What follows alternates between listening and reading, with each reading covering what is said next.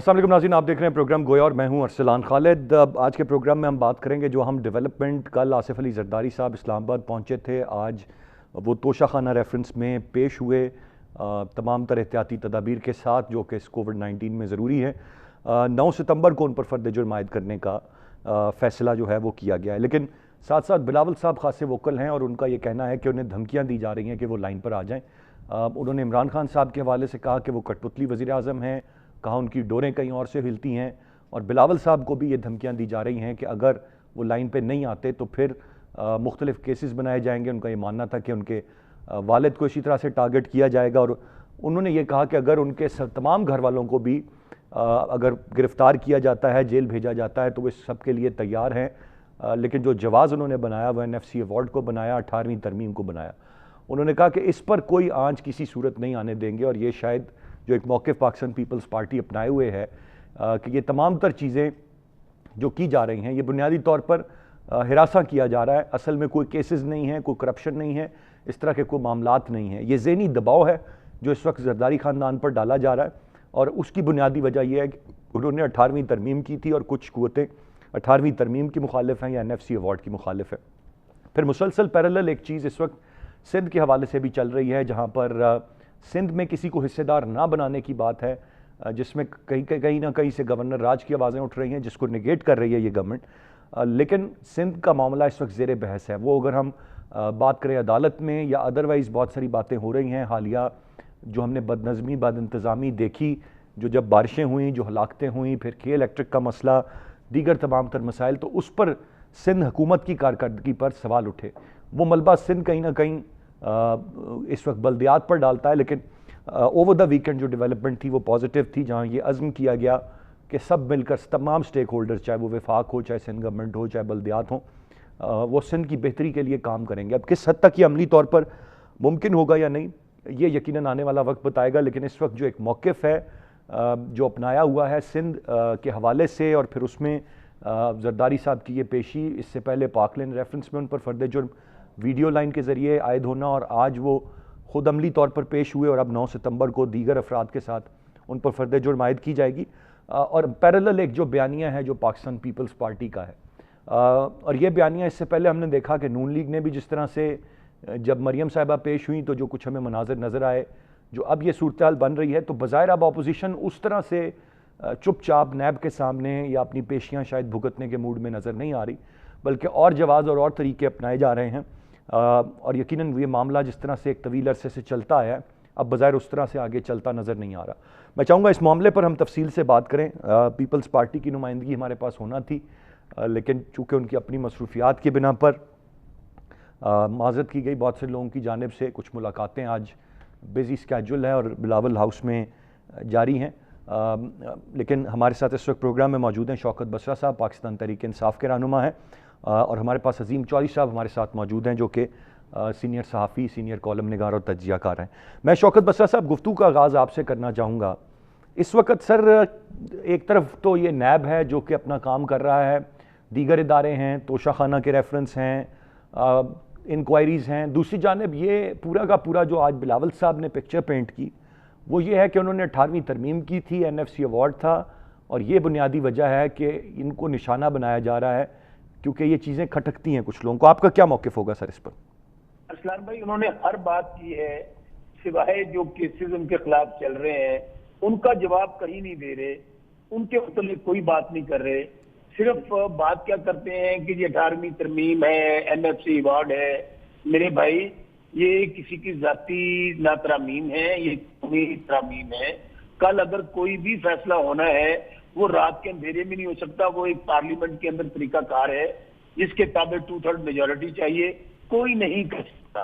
लेकिन सिर्फ गुजारिश इतनी है कि भाई वो तमाम केसेस जो आप दोनों पार्टियों ने एक दूसरे के खिलाफ बनाए, चेयरमैन नैब आपने लगाया, आज अगर अदालतों में पेश हो रहे हैं तो गालियां कल एक दूसरे को ये देते थे, एक दूसरे को बुरा भला कहते थे, मौशी दहशतगर्द कहते थे, पेट फाड़ देंगे अली बाबा 40 की, और आज वो बातें दोनों मिलकर तहरीक इंसाफ के खिलाफ कर रहे हैं, सिर्फ इसलिए कि उनको पता है कि इमरान खान कहता है कि मेरी जान हुकूमत तो बहुत छोटी सी चीज है, जान भी चली जाए मैं कोई कॉम्प्रोमाइज नहीं करूंगा इत्तेसाब के हवाले से। सो मेरे भाई, इनको आए बाएं शाएं करने की बजाय कि मौला जट और नूरी नद की बढ़ के मारने की बजाय इनको अदालत के अंदर अपने आईनी और कानूनी जवाब पेश करने चाहिए। अगर अदालतें इनको बरी कर देती हैं, क्विट कर देती हैं तो ठीक है। बाकी ये जो बातें हैं ना, जितनी बातें आज बिलावल साहब ने की हैं, या शाम 7 बजे से लेकर रात 12 बजे तक चैनल्स पे, मैं तो पिछले 2 साल से यही सुन रहा हूँ कि जी हुकूमत जा रही है, लॉन्ग मार्च हो रहा है, शॉर्ट मार्च हो रहा है, प्राइम मिनिस्टर नहीं रहेगा, सिलेक्टेड है। ये सुनते हुए सारी उम्र गुजर गई है। तो भाई ये भी इनका आईनी और कानूनी जमहूरी हक है, करें जलसा जुलूस करें, जो मर्जी करें। तो इसलिए ये धमकियां या ये इस तरह की गुफ्तगू करके ये समझते हैं कि किसी ना किसी तरह का रास्ता निकलेगा, तो ये तो क्वेश्चन ही नहीं निकलता। बसरा साहब, क्या ये जो 18वीं तरमीम की बात है, ये 18वीं तरमीम क्या इस मौजूदा हुकूमत को बहुत खटक रही है? हुकूमती हलकों में क्या तासुर है इस 18वीं तरमीम को लेकर के? इसका हवाला दें। 18वीं तरमीम के मुतल्लिक तो खुद इनके बयान निकाल लें, शाहिद खान अब्बासी साहब का निकाल लें, मियां शहबाज शरीफ साहब का निकाल लें। भाई उसमें आपको कौन कह रहा है कि हम तो खुद चाहते हैं कि सूबे खुद मुख्तार होंगे, वफाक मजबूत होगा, सूबों को इंपावर करना चाहिए। अगर पार्लियामेंट के अंदर एक हेल्दी डिबेट होती है इस हवाले से कि भाई हमने तमाम चीजें सूबों को दे दी, क्या उसमें प्लस माइनस क्या हुआ, क्या उसका फायदा हुआ, नुकसान हुआ, अगर नहीं तो हमें और चीजें करनी चाहिए या इनको और दोबारा रिविजिट करना चाहिए। मिसाल के तौर पर देखिए, एजुकेशन है, हेल्थ है, लॉ एंड ऑर्डर है, ये तमाम का तमाम इस वक्त तरक्याती काम है, वो तमाम का तमाम सूबाई सब्जेक्ट हो गए हैं। उस हवाले से क्या देखना कि जिस मसले के लिए 18वीं तरमीम पास की गई थी, क्या वो इम्प्लीमेंट हो रहा है? और कल मैं आपको जो बात स्टार्ट में मैंने कही थी इस्लाम भाई, अगर फर्ज करें कल हम इसके ऊपर तरमीम लेकर आते हैं 18वीं तरमीम के हवाले से, वो बार बार जो कह रहे हैं कि हम 18वीं तरमीम को रोल बैक नहीं होने देंगे, एनएफसी को रोल बैक नहीं होने देंगे, पीएफसी नहीं करेंगे, जिलों को उनके फंड्स नहीं देंगे, कराची डूब जाएगा, कराची का बेड़ा गर्क हो जाएगा, कराची के ऊपर काम नहीं करेंगे। एनएफसी और भाई कौन करने जा रहा है? कल अगर अरसलान जो कुछ भी होना है, मैं फिर आपको बार बार कह रहा हूं, वो टेबल पे आना है। अगर एब्सोल्युटली राइट बसरा साहब, वो बिल्कुल आपकी बात बजाय कि वो टेबल पर आना है, वो रातों रात के अंधेरे में नहीं हो सकता। बात आपकी आगे। मैं अजीम चौधरी साहब को क्विकली शामिल गुफ्तगू करूं। चौधरी साहब, कैसे देखते हैं आप इस वक्त जो ये पेशी है? फिर हम देखते हैं कि आसफा साहिबा साथ साथ होती हैं और बहुत सारे जो सियासी पंडित हैं वो बहुत सारी पेशन गोइयाँ इस सारे मामले पर भी करते हैं, लेकिन बिलावल साहब भी बड़े एक्टिव हैं, उनके बयानात बड़े वाजे हैं।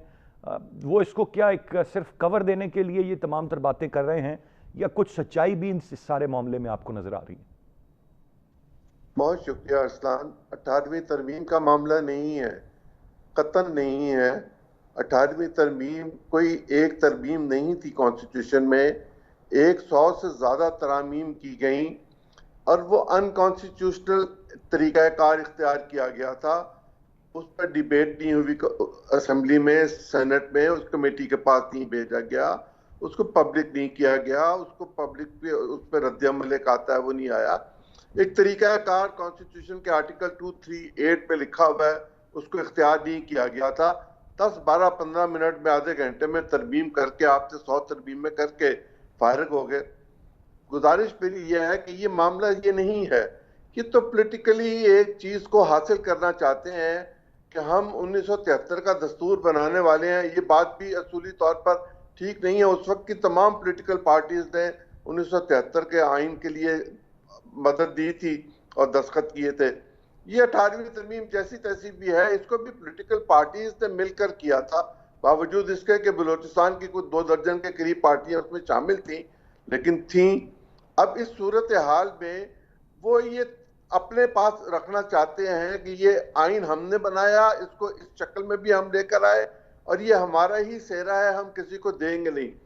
18वीं तरमीम को खत्म करना आसान काम नहीं होगा, मुश्किल काम होगा, कंसेंसस करना पड़ेगा, लेकिन खुद मुख्तार सूबे नहीं हो सकते। और सूबे अगर बहुत ज्यादा ताकतवर हों तो कमजोर मरकज के साथ पाकिस्तान अपनी जियो पोलिटिकल सिचुएशंस को बरकरार नहीं रख सकेगा। पाकिस्तान के लिए ये हार्मफुल है, इस पर रिव्यू की जरूरत है, इसको रिव्यू करना चाहिए। Former prime minister Shahid Khan Abbasi इस पर बारहा कह चुके हैं कि इस पर बात हो सकती है और बात कर लेनी चाहिए। जहां तक मामला इनके केसेस का है, उसमें आप ये देख लीजिए ना कि तुर्की की खातून अव्वल ने जो हार दिया था वो कहां चला गया था। और इसी तरह जो गाड़ियां इनको मुख्तलिफ तोहफों में मिलती हैं वो ये इस्तेमाल करते हैं। ये इनकी जाती गाड़ियां नहीं है, ये तोशाखाने से लेने का भी एक तरीकाकार होता है, वो भी तरीकाकार इख्तियार नहीं किया गया। और जहां कहीं वो तरीकाकार इख्तियार किया, वो पैसे भी इल गॉटन मनी जो थी उसमें से दिए गए, और वो मामला भी अदालतों के पास हैं। इन हवालों से अगर उनके पास कोई सफाई है तो परेशान होने की क्या जरूरत है, अदालत में पेश हो। पहले भी तो राइटली सर, चौधरी साहब के वो बातें जो हैं वो फिर अदालत में पेश हों और वहाँ पर उन चीज़ों के जवाब दें। तोशाखाना रेफरेंस नवाज शरीफ साहब पर भी साथ साथ चल रहा है। अभी आपने हार का तस्करा कर दिया, गिलानी साहब की बात आ जाती है। तो ये सारे मामलात बुनियादी तौर पर शायद सियासतदान या बड़े जो सियासतदान हैं वो समझते हैं कि बड़े पैटी इश्यूज़ हैं। अगर इन पर हमारे पे केस बनाया जा रहा है, ये सिर्फ हमें ग्रिल करने के लिए या हमें हमारी आर्म ट्विस्टिंग के लिए सारा कुछ किया जा रहा है। एक ब्रेक के बाद इस पर मजीद बात करते हैं, साथ रहिएगा।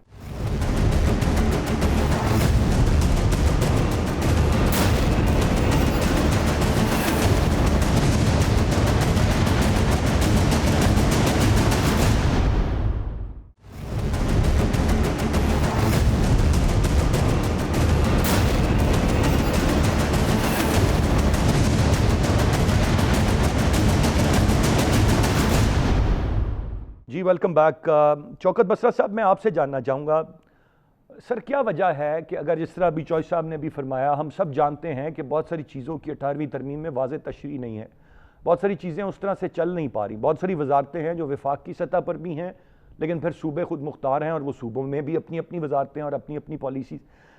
फिर ऐसा क्या है कि पीपल्स पार्टी कहती है कि बात भी नहीं करने देंगे हम 18वीं तरमीम पर, और अगर कहा जाए कि आसिफ अली जरदारी साहब या पूरी पीपल्स पार्टी, तो वो बड़ा फ़ख्र से क्रेडिट लेते हैं अपनी 2008 से 13 के टेन्योर में कि उन्होंने जो बहुत बड़ा काम किया, उन्होंने पार्लियामान को इख्तियारात दिए, उन्होंने सूबों को इख्तियारात दिए, तो कहते हैं हम इस पर बात भी नहीं करने देंगे। ऐसा क्या है कि इस पर बात ही नहीं हो सकती? अरसलान भाई, पहली बात एक ज़हन में रख लें कि ये तरमीम अगर होनी है तो ये अपोजिशन के बगैर पास हो ही नहीं सकती, क्योंकि इसके लिए 2/3 मेजॉरिटी चाहिए। अनटिल अनलेस पीपल्स पार्टी, नून लीग, जितने भी अपोजिशन के लोग, जितने भी स्टेक होल्डर्स हैं पार्लियामेंट के अंदर, वो अगर वोट नहीं देंगे ये पास नहीं होगी, नंबर 1। नंबर 2, देखिए ये बात हो रही है सूबों के हकूक के हवाले से, आईनी मामलात के हवाले से, तो ऐसी तरमीम तो होनी भी नहीं चाहिए जब तक तमाम स्टेक होल्डर जो है वो उसमें इन्वॉल्व ना हो। ये सिर्फ अपनी टेंशन डाइवर्ट करने के लिए आपने अभी जो अजीम साहब ने बात कही है, तो बात तो वही है कि भाई आप अपने सवालात का जवाब नहीं दे रहे, बार बार वो काम बात कर रहे हैं कि जो ये 18वीं तरमीम, फिर कहता हूं, अभी शायद खाना बात का रेफरेंस दिया, मैं कहता हूं कि उसके ऊपर जो इश्यूज हैं उनके ऊपर पार्लियामेंट में बात होगी, पार्लियामेंट में बात होगी तो उसके ऊपर आप अपना इनपुट दीजिएगा। अगर ये समझते हैं कि हम वो गलत बात कर रहे हैं या और कोई लोग गलत बात कर रहे हैं तो वो बिल रिजेक्ट हो जाएगा। अगर ये समझेंगे कि वो पॉजिटिव है तो ये वोट देंगे तो पास होगा। अच्छा, अब हो क्या रहा है? अब हो ये रहा है कि देखिए, इनको इस बात का पता चल गया है कि जितनी भी JITs बनी है, ये तोशा केस ले लेते हैं, बाकी छोड़ दें आप। तोशा केस तो इतना क्लियर एंड क्रिस्टल केस है कि बिल्कुल आपने वो चीजें गैर कानूनी की जो आप नहीं कर सकते थे। अच्छा, अब इसमें मुझे बताएं तरीके। बसरा साहब, बसरत एहतराम, इस पे एक चीज़ जानना चाहूँगा आपसे। आपने अभी बिल्कुल दुरुस्त फरमाया और मैं बिल्कुल कोई यहाँ पर एडवोकेसी नहीं करूँगा कि ये तोशाखाना रेफरेंस गलत है या सही है, लेकिन कुछ सवालात हैं जो उठते हैं और वो सवालात फिर मौजूदा हुकूमत या हमारे इंतहाई मोहतरम इमरान खान साहब के हवाले से उठते हैं। जैसे आपने बिल्कुल अभी फरमाया कि कुछ चीज़ें आप नहीं कर सकते, इसी तरह इमरान खान साहब हेलीकॉप्टर इस्तेमाल नहीं कर सकते थे, उस पर खामोशी है। BRT को इमरान खान साहब, पूरी दुनिया देख रही है, सोशल मीडिया देख रहा है, चैनल्स दिखा रहे हैं, जो उसका हशर हुआ पड़ा है, जिस तरह से उसको तारीख पे तारीख दी गई और फिर इफ्तिताह करके कहा गया कि सबसे बेहतरीन है, वो कतन बेहतरीन नहीं है, बसें बंद हो रही हैं, लेकिन उस पर कोई बात नहीं करेगा। हम तो तवक्को इस जमात से ये करते हैं कि ये इसके लिए तमाम तर तकाजे अपने लिए भी वही हों जो दूसरों के लिए। अरसलान भाई, पहली बात तो अब ये ज़हन करें कि इमरान खान साहब ने पाकिस्तान से बाहर से पैसे पाकिस्तान लेकर आए, एक एक डॉक्यूमेंट सुप्रीम कोर्ट में पेश किया और उनको वहां से उन्होंने शहादत और अमीन डिक्लेयर किया। अब आप सर, वो तो हम जानते हैं ना, मैंने तो वो 2 चीजों पे गुजारिश की है जो हम सब जानते हैं। मैं आ रहा हूं। आपकी अब जहां तक सवाल का तल्लुक है, मुझे बताइए क्या तारीख में कभी हुआ कि सिटिंग गवर्नमेंट का चीफ मिनिस्टर उसको तलब कर लिया जाए? तलब करने के बाद उसके ऊपर अब इन्वेस्टिगेशन हो रही है, वो पेश हो रहे हैं। क्या हमने इनके चीफ मिनिस्टर की शहबाज शरीफ ने पता क्या क्या कहा था, किस तरह उनको धमकाया गया था? ये बात नहीं है। मैं बात ही आपको और कह रहा हूं कि हमें आप कह रहे हैं कि आप उस पर पेश हो हेलीकॉप्टर केस में, या बीआरटी का बात कर रहे हैं। भाई बीआरटी को किसने रोका है? अगर ये समझते हैं कि उसके अंदर करप्शन हुई है, वो केस टेकअप किया हुआ नैब ने ना, ये चले जाए। ये वही सुप्रीम कोर्ट और हाई बसरा कोर्ट साहब, आज का बयान आपको सुना दूं उस्मान बुज़दार साहब का, जो उन्होंने बात कही है। आप तो तर्जुमानों में से आप जानते होंगे। उन्होंने कहा मुझे बतौर मुजरिम नहीं, गवाह बुलाया गया था। अच्छा, चले चले आप मैं फिर कह रहा हूं कि अगर बतौर गवाह बुलाया गया तो ये दूध का दूध पानी का पानी हो जाएगा ना। उनके ऊपर इल्जामात है ना, और वो उन्होंने कोई पे हमने सुप्रीम कोर्ट पे हमला नहीं किया, नैब पे हमला नहीं किया, हम वहां पेश हो गए हैं। अब जहां तक आपका ये बीआरटी वाला मामला है, अगर इनके पास कोई सबूत मौजूद है, ये वही अदालतें हैं सुप्रीम कोर्ट हाई कोर्ट, जहां से जब उनको रिलीफ मिलता है तो आपको सख्ती पता होती है। अगर ये समझते हैं कि नैब नहीं कार्रवाई कर रहा, तो मेरे भाई अगर इनके पास सबूत मौजूद है तो इस्लामाबाद सुप्रीम कोर्ट आज सारी इकट्ठे हुए थे, सब लोग ही चले जाते जाके वहां सबूत दे कि ये सबूत है हमारे पास, ये जो नैब वो पकड़ ली मैं गई बसरा है। साहब क्विकली ज़रा बात नहीं- चौधरी साहब से जान लूं कि शायद हो सकता है कि मेरे देखने के अंदाज में फ़र्क हो। चौधरी साहब, आप कैसे देख रहे हैं? तजर्बा है सियासत, आपने इक़्तिदार के ऐवानों में भी बड़ा कुछ होते देखा, बड़ी तब्दीलियां देखी। जो अब हो रहा है सर, हम तो कहते हैं ये पेश हुए हैं जरदारी साहब, अच्छी बात है, नवाज शरीफ साहब से भी सवाल करें, जो गलत प्रॉपर्टी चीज़ गलत इस्तेमाल हुई है, लेकिन वो मेयार आपको वही नज़र आ रहे हैं इस हुकूमत के अपने लिए भी, जो ये इस बात की दावेदार है कि उसने एहतसाब करना है, वो ये यकीन रखती है कि उसने अपने लोगों का भी एहतसाब करना है, खुद एहतसाबी भी करनी है, या सिर्फ जो ठेका लिया है वो माजी की हुकूमतों वालों का करना है? नहीं, अपने लोगों को थोड़ा सुर्खी पाउडर लगा के पेश कर देना है। जो मुकदमात मौजूद हैं इनके लोगों के खिलाफ, उनमें मुझे बता दीजिए कि मंतकी अंजाम की तरफ जा रहा हो, या कोर्ट में ही गया हो, या रेफरेंस ही पेश कर दिया गया हो। अभी तक तो मेरा ख्याल है ऐसा कोई मुकदमा नहीं है।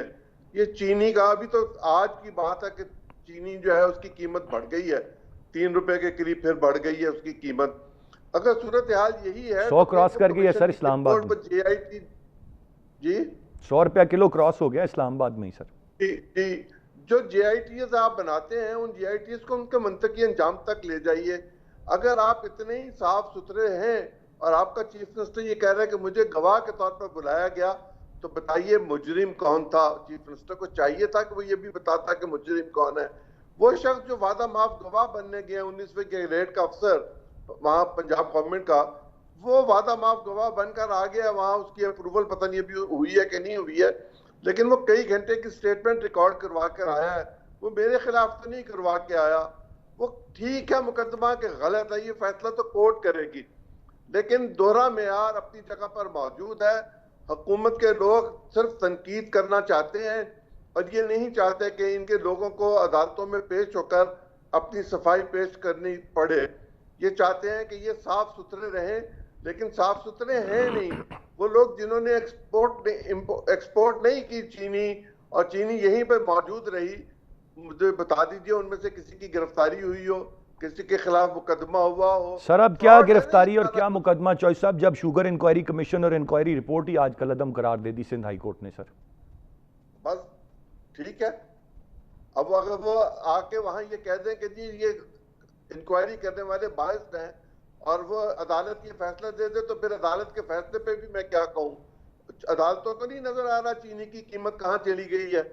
ये मामलात इस तरह नहीं हल होंगे। ये मुल्क कौम के मामलात हैं, इनको हल करने के लिए एक तरीका कार चाहिए। FATF के लिए तो आप लेजिस्लेशन कर लेते हैं, क्या उसमें कोई वाकई आपको फिर कहता है कि आप करें तो फिर आप करते हैं, और आप किसी के कहने का इंतजार कर रहे हैं या ये चाहते हैं कि आपके साथ गुफ्तगू की जाए? और अगर आप गुफ्तगू करना चाहते हैं तो उनके लिए गुफ्तगू करना कोई मुश्किल नहीं है, वो बासानी आपके साथ गुफ्तगू कर सकते हैं। आप भी तो उनके साथ गुफ्तगू किया करते थे, आप भी तो शरीके इक़्तिदार उनके साथ रहे, चारों दफा इक़्तिदार उनके जरिए आपको मिला। अब अगर आपको उनके साथ बात करनी पड़ेगी तो आप सड़क पर खड़े होकर क्या बात करना चाह रहे हैं? आप बंद कमरे में जाके बात कीजिए। बंद कमरे की खबर आप भी ना दें, वो भी नहीं देंगे, मामलात भी हल हो जाएंगे। आप अगर इसको यहाँ का मामला बनाना चाहते हैं, और हालत यह है कि अगर 2, 3, 4 करोड़ रुपए या 5, 10 करोड़ रुपए की आप गाड़ी लेके ये समझते हैं कि यही सब कुछ था जो आपको सदर पाकिस्तान या वजीर आजम बनकर मिल सकता था, तो तुफ है।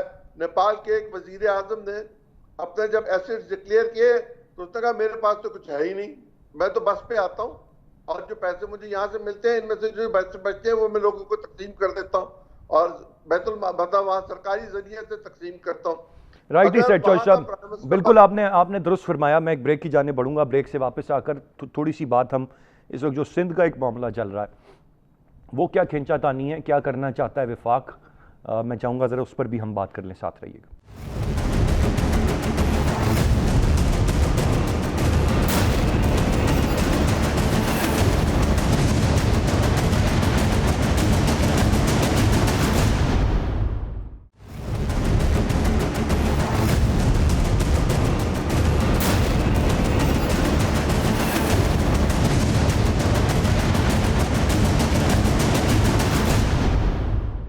जी वेलकम बैक। शौकत बसरा साहब, मैं चाहूँगा इस लास्ट हाफ में ज़रा हम थोड़ी सी बात सिंध की कर लें। सर, सिंध नहीं देंगे, सिंध में कोई हक नहीं देंगे, किसी को हिस्सादारी नहीं देंगे, गवर्नर राज लग नहीं रहा, ये वाज़े किया जा रहा है, और कोई आइन का आर्टिकल लागू नहीं किया जा रहा, ना 149 की बात है।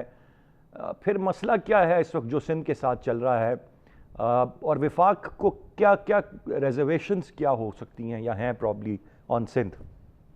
देखिए, पहली बात तो ना कोई इमरजेंसी लगने जा रही है, ना ही कोई गवर्नर रूल लगने जा रहा है। वहां पे सोचना हम सब ने लोग के मिल के है, ये 70 साल आमरीत रही है, ये दोनों पार्टियां एमक्यू और पीपल्स पार्टी रही, इन लोगों ने बेड़ा गर्क कर दिया कराची का, जिसको हम पाकिस्तान कहते हैं, जिसको हम कहते हैं कि ये इतना फंड जनरेट करती है, इतना रेवेन्यू जनरेट करती है। वहां पे हालत देख लें, इन्होंने 3 बारियां लेने वाली पार्टियां मुसलसल 12 साल से हुकूमत में है। एक जारी जो इनका घर था उसको ठीक नहीं कर सके तो इन्होंने क्या लड़काना को ठीक नहीं कर सके, कराची को ठीक करना पहले लोगों ने। तो अभी हम लगे हुए हैं, इंशाल्लाह हमने ये अब इनिशिएटिव लिया है, तमाम स्टेक होल्डर्स को इकट्ठा किया है कि no politics on Karachi issue, आए सब मिलकर बैठे, क्योंकि तारीख में आपको पता है पीपल तरीके इंसाफ तो हुकूमत में आई है, ना पहले कभी हुकूमत में थी, ना आई है, ना ही मैंडेट वहां से मिला था। तो अब अगर इकट्ठे हुए हैं तो इसका मकसद सिर्फ और सिर्फ एक है कि हम सब ने मिलकर कराची के अमन तो अल्हम्दुलिल्लाह जब तमाम स्टेट में मुझे आपको याद है कि अमन लौटा। अब टारगेट है कि हमने कराची को उठाना है, कराची का इंफ्रास्ट्रक्चर बेहतर करना है। कराची जो मैं फिर कहता हूँ कि इतने शायद ममालिक की पॉपुलेशन जितनी सिटी की है, 3 करोड़ का मुल्क है, और यहाँ पर बदकिस्मती ये हुई पीपल्स पार्टी जो वहाँ पर हुक्मरान जमात है तीसरी बारी ले रही है, वो चूंकि चीफ मिनिस्टर को उनको वहां से मैंडेट नहीं मिलता और वो उसको ओन करने के लिए तैयार नहीं है, तो इसलिए कराची को इस तरह जो है ना उसको यतीम और लावारिस कर दिया गया। अब हम सब लोगों सर, ये जो वजीर आला सिंध साहब कह रहे हैं सिंध हुकूमत के इख्तियारात में किसी को हिस्सेदार नहीं बनाएंगे, इसके कोई हिस्सेदार नहीं बन रहे, कोई ना कोई डायरेक्शन है। आपको याद होगा अगर ये बातें जो मैं सुन रहा हूँ चैनल पे, या बातें ये जो कर रहे पीपल्स पार्टी वाले, आखिरी बार अगर किसी ने लगाया था गवर्नर रूल तो पीपल्स पार्टी ने लगाया था पंजाब के अंदर, जब नून लीग की हुकूमत को चलता किया था। तो हमारा तो कोई ना ऐसा प्लान है, ना कोई हिस्सेदारी है, हम तो सिर्फ फैसिलिटेशन का रोल अदा करेंगे। वहां पे जाहिर है चीफ मिनिस्टर सिंध जो है वो कैप्टन है, वही लीड करेंगे। अगर हम कल तमाम स्टेक होल्डर्स इकट्ठे बैठे थे और वहां पे ये सारी गुफ्तगू हुई, और सबसे बढ़कर ये है, देखिए ये काम एनडीएमए का नहीं है, हमारे पाक फौज के सिपाहियों का नहीं है, नौजवानों का नहीं है कि वो नाले साफ करें, वो जाकर सीवरेज का काम करें, वो गली मोहल्लों को देखें। अब ये नाकामी है ना हुकूमत की, वहां पर चले हम तो अपोजिशन में है या हमारा इनके साथ एक दूसरे के खिलाफ हम इलेक्शन लड़े हैं और हमारा मैंडेट मुख्तलिफ है, हमारी सोच मुख्तलिफ है। सुप्रीम कोर्ट की आप ऑब्जर्वेशन देखें क्या कहा है उन्होंने, और वैसे भी अगर सुप्रीम कोर्ट की ऑब्जर्वेशन देखने के बाद जो कुछ कराची में हुआ है, पिछले दिनों बारिश बात हुई है, जो कुछ हालात हुआ आपके सामने है, सो कोई मैं आपको पार्टी अपनी की सोच बता रहा हूँ कि no politics on Karachi, no politics on Karachi. ये अगर पार्टी की सोच है बड़ी अच्छी है, लेकिन कुछ तो सेंस कर रहा है कहीं ना कहीं इस वक्त पीपल्स पार्टी और सिंध गवर्नमेंट, कुछ तो वो सेंस कर रहे हैं। अदरवाइज शायद वो हिस्सेदार बनाने की बात या वो ये तमाम तर बातें ना कर रहे होते। चॉइस साहब, how do you see it, आपकी नज़र में ये क्या मामला है? सर को आज की बात नहीं है जी, तकरीबन साल भर हो गया ये नज़र मौजूद है कि सिंध किसी तरह फतह कर लिया जाए। वो फतह हो नहीं सका, लेकिन अब कराची फतह हो जाएगा, इसलिए कि वहाँ 28 तारीख को लोकल गवर्नमेंट की मियाद खत्म हो जाएगी। या तो सिंध गवर्नमेंट कोई नया कानून लेकर आएगी जिसके तहत इंतखाबात करवाएगी, या जैसे तैसे भी इंतखाबात होंगे, चूंकि ये मामला सुप्रीम कोर्ट के पास है और सुप्रीम कोर्ट उस पर अदम इत्मीनान का इजहार कर रही है पूरी की पूरी लोकल गवर्नमेंट सिस्टम पर, और इसी तरह सिंध की गवर्नमेंट पर और वफाक के बारे में भी उन्होंने अपने फिक्रे कह ही दिए हुए हैं। इन हालात में जब तक आप आर्टिकल 140 के तहत 140A के तहत सूबे शहरों को इख्तियार नहीं देंगे और शहर टैक्स इकट्ठा नहीं करेगा और अपनी मर्जी से टैक्स जो है खुद को खर्च नहीं करेगा, लोकल बॉडीज के मामला हल नहीं हो सकते, किसी शहर में तरक्की नहीं हो सकेगी। MP MNA का काम सड़कें बनवाना या नालियां साफ करवाना नहीं है। वहाँ पीपल्स पार्टी अपनी जगह पर मौजूद है, लेकिन इस पीपल्स पार्टी की वो पॉपुलैरिटी नहीं है जो MQM की किसी जमाने में होती ये थी या इस वक्त PTI के पास है। वहाँ एक चौथा फरीक जमात इस्लामी भी मौजूद है। इन चारों के दरमियान वहाँ मुकाबला होगा और कराची शहर कभी पीपल्स पार्टी फतह नहीं कर सकी। अगर किसी को फतह करना है तो उसके लिए उसको काम करना पड़ेगा। नजरें अब सब के सब इस बात पर होंगी कि लोकल गवर्नमेंट के इलेक्शंस के नतीजे में वहाँ क्या सूरत हाल बनती है, और उस सूरत हाल के नतीजे में फिर सूबाई और कौमी असम्बली के इंतखाबात के मामला होंगे। लेकिन देखना ही होगा कि इससे पहले क्या सुप्रीम कोर्ट कोई अपना वर्डिक्ट देती है, इस पर कोई हतमी फैसला सुनाती है। बिल बोर्ड्स गिराने से या इनको हटाने से तो कराची का मामला ठीक नहीं होगा। कराची में लोगों को रोजगार चाहिए, कराची में अमन चाहिए, कराची में रोड का इंफ्रास्ट्रक्चर जो बुरी तरह तबाह हुआ है उसको ठीक करना चाहिए।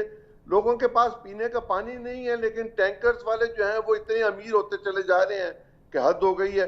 वो चोरी करते हैं पानी, और पानी चोरी करवाने वाले सरकारी अफसरान हैं, छोटे हों या बड़े हों। करप्शन इंतहा को है, हर जगह पर है। वो जो सिंध बिल्डिंग एक इदारा है उसमें तो ये कितनी करप्शन है। चॉइस साहब, बुनियादी तौर पर ये मसाइल हैं जो सिंध के अवाम के हैं और वो हल तलब हैं, और वो मेरे ख्याल से सिंध गवर्नमेंट की जिम्मेदारी है कि वो हल करे। और फिर जिस तरह से अभी लोकल गवर्नमेंट के ख़त्म होने की बात है तो चीज़ें वहाँ पर तब्दील होंगी, लेकिन एक बड़ी हद तक जो सियासत है और पॉलिटिकल पॉइंट स्कोरिंग की बात है वो हमें बड़ी वाज़े तौर पर नज़र आ रही है। लेकिन सिंध को फ़तह करने की भी कोशिशें हैं, जो कामयाब होंगी या नहीं ये भी वक्त बताएगा। लेकिन जो सिंध के अवाम है, बिलखसूस कराची के अवाम है, बल्कि पूरे ही सिंध की बात अगर हम करें तो उनकी जो महरूमियाँ हैं वो दूर होनी चाहिए और उनकी जो सहूलियात हैं वो उनको मिलनी चाहिए। उम्मीद करते हैं हम उनको मिले। आज के प्रोग्राम से इतना ही। अरसलान खालिद को इजाज़त दीजिए, अल्लाह ने के बाद।